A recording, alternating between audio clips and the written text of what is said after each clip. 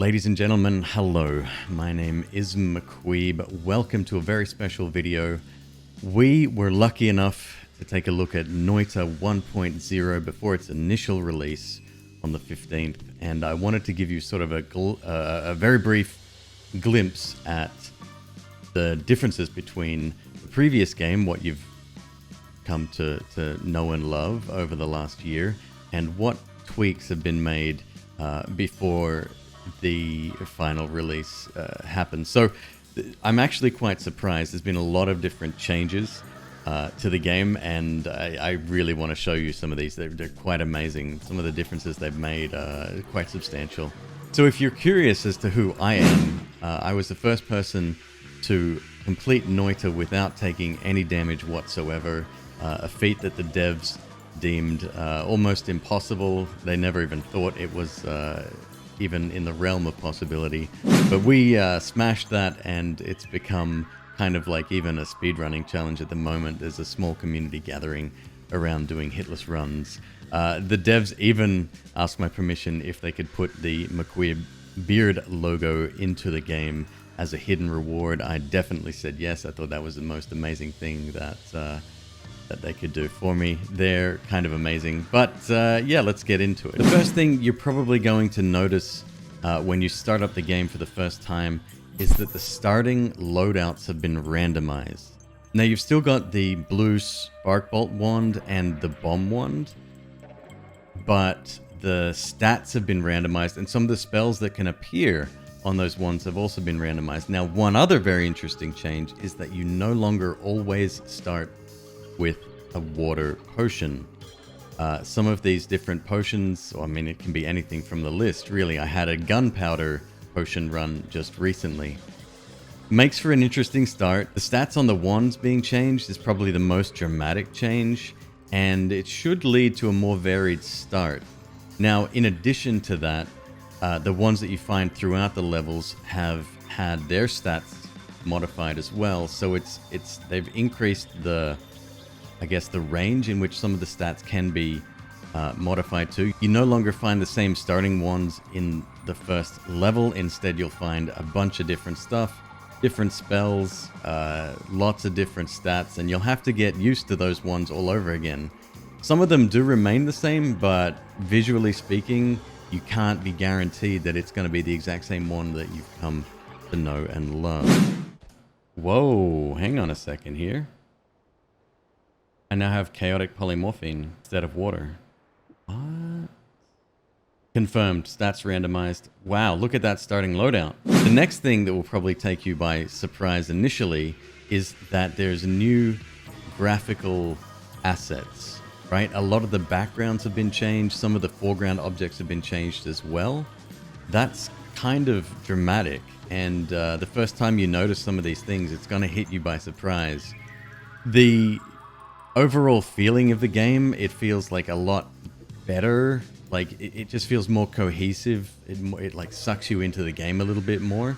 One other major change as well is when you teleport from the level to the holy mountain, no longer does it flash a bright white and burn your eyeballs in the middle of the night. Instead, it fades to black, fades in very quickly. That transition is almost seamless, but it's much better on the eyes. I think it's a little bit smoother. It's just it's a subtle change, but it adds hugely to the overall gameplay experience. We have new graphics on the way out here. Looks like the teleporter's in some kind of, like, this is just background art, but I really like it. Next, you'll find that there's new animations and particle effects in the game. So, for example, when picking up a tablet, that tablet no longer is immediately just in English. It starts as sort of cryptic text and then sort of transforms before your eyes into English so you can read it.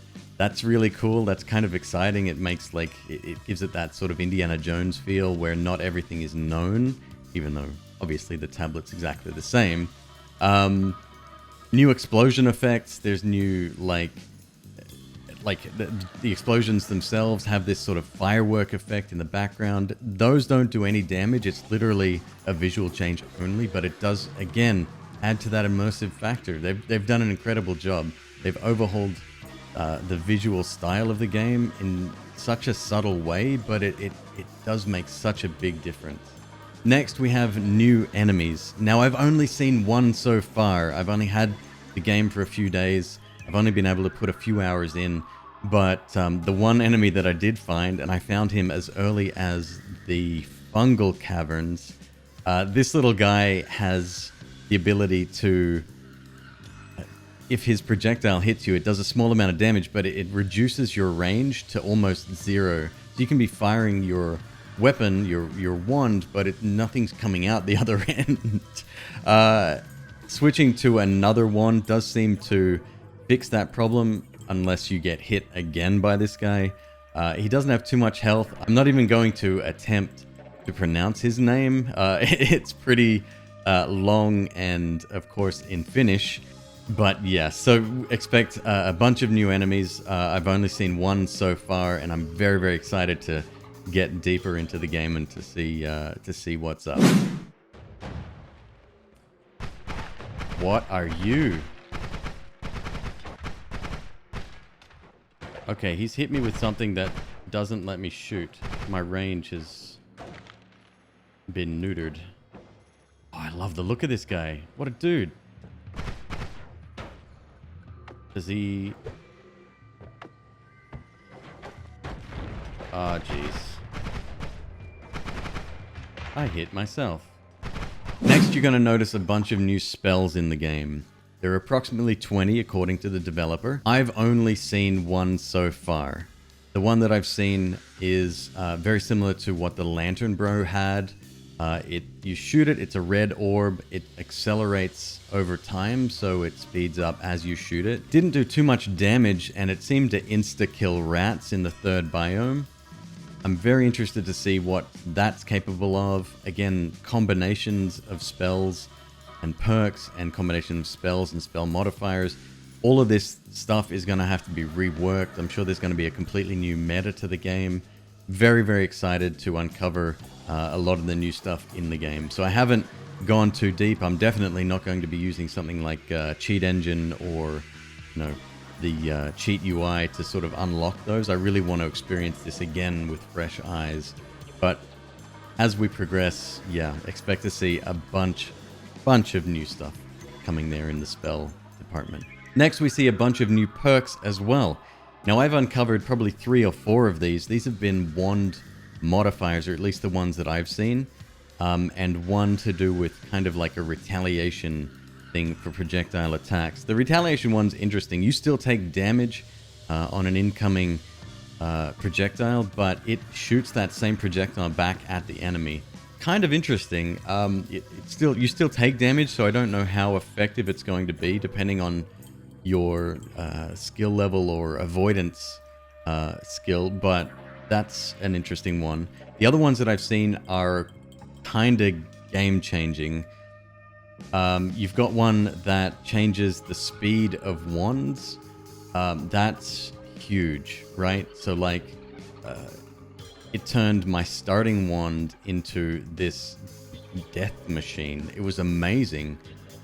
Every single wand seems to have its stats improved in terms of speed. So that's recharge speed, fire rate, and then the mana charge speed as well seems to be affected as well. Almost like it's doubled in strength. I don't have exact numbers there, and I need to science it more, but if you see it, incredible perk. Don't be afraid to pick it up. There's no negatives on that one. The other one that I saw took your projectiles and potentially split them into 2, right? So let's say you're firing, I don't know, 5 shots every second, right? Every single one of those has a chance to split into essentially a double shot at the cost of no mana to you. So that's really, really great as well. Nice little bonus in DPS, and yeah, I can't wait to see exactly what's new. There's so much to this game now. Which I never thought that the 1.0 update was going to be this in-depth, but here we are.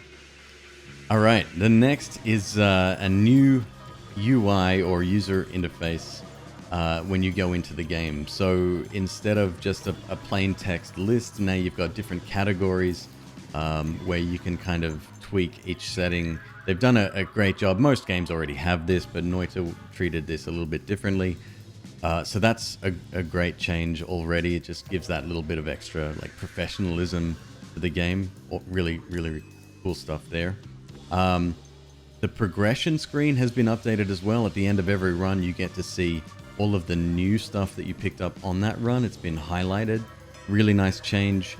Yeah, anything like new enemies or new perks found will be outlined in yellow now, really separating that from everything else that you've discovered. Outlined in yellow, so it will highlight everything that you've discovered on that run. The next one is pretty major, actually, and this is going to create kind of a mess for a lot of players that think they know a lot about the game. Lava now eats rock. If you travel across to get the first orb on the right-hand side of the first biome, traveling across there, you'll notice that on your way back, most of that rock will be sort of eaten away, deteriorated by the lava itself. Kind of fascinating, this, especially later in the game when we're talking about, you know, traveling to hell. If you're using water for that, I don't know if that rock's gonna stay around. Even lava to blood, that sort of red crust that's created from the blood may simply just disappear. I'm super excited to see how deep this goes. It's a minor change, like realistically, but it's gonna have huge implications. So that's really exciting. Now, the reverse is not true, okay? So if you throw a little bit of lava on water, that seems to stay, which kind of makes sense, right? Because that lava isn't eating away at it from the other side. So very, very interested to see what happens there. There seems to be a new audio engine in play. Awesome change. It gives you this really sort of bassy, deep sound system where explosions that happen in the distance sound like they're in the distance. It echoes. It's a really great effect. You know, in most video games, that trope where you're in a nightclub and there's music playing and you go into the back room, it goes a little bit quieter and you can still hear it. You can hear the bass amplified a little bit. It's kind of like that.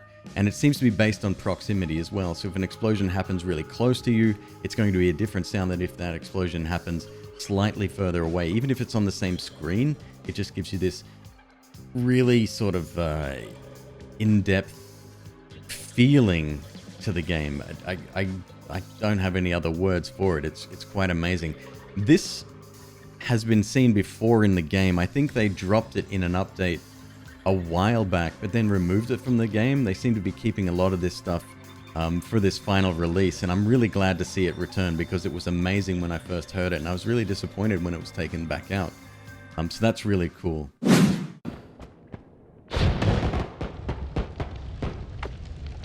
Oh, I love it. Yeah, they're meteor. The hits definitely feel much better. Another thing you're going to see is new set pieces and structures within the game. So previously, we've seen things that appear like little shops popping up. There's a toxic rock sort of room in the mines. Occasionally, you'll see that. It's kind of a rare spawn. But now they've actually tweaked things a little bit, so they've improved either some of the existing ones or added new ones to the game, just to mix things up. That's really great. You'll see more and more sort of rare instances of individual like rooms appearing, that kind of thing within each biome. You'll also notice that the Holy Mountain has been drastically improved. You've got brand new artwork. Like the room layout has changed ever so slightly. Everything looks cleaner and fresh once again. In the Holy Mountain, you will find a couple of training dummies. Now, this is something that's been seen in mods before, like a little wooden training dummy there on a pedestal. These ones seem to be temporary, meaning you can actually shoot through them or destroy them, so you kind of have to be a little bit careful with that. You don't want to go, bursting through the ground and destroying things. But On the plus side, it does give you a chance to really test out your weaponry and to see how much damage you're producing there. One of the most exciting changes to the game are what I would call, I guess, biome modifiers, right? So for example, if you go into the fungal caverns, you'll notice a little flavor text pop up at the bottom of the screen describing something about how the air is thick or the humidity is thick. It's really, really cool. So what that does, it slows down projectiles, meaning you need to get closer to enemies or enemies need to also get closer to you. So it kind of makes it safer, but it comes with increased risk at the same time. That's really exciting. Now, I've only seen the one, but my goodness, I'm really looking forward to seeing like what other effects or like attributes each biome has in it. This is going to be kind of amazing, huge game changer. No longer are you ultra powerful in every single zone. You're going to have to like be really, really careful. If you've got something that's very like drastically damaging, you don't want to be using that spell when you're in that particular biome, for example. So it's going to sort of bring out more emergent gameplay. So that's it. That's my brief look at the major changes that you will initially come across in Noita 1.0. I am super, super excited to start streaming this game. Launches officially this Thursday, the 15th, on Steam. And yeah, like even veterans of the game, like I mentioned, are going to have an amazing time with this. If you want more content, stick around because I am going to be producing tons of videos here. Lots of highlights, fantastic runs you'll be able to see there. Maybe some new lists. I know there's new spells and perks. That kind of thing usually gets people's blood boiling. And obviously, if you want to see me live, catch me most nights from 6 p.m. PST onwards. That's at twitch.tv/McQueeb. It's been a pleasure to host you today, and I will catch you again on another video. Thanks, folks.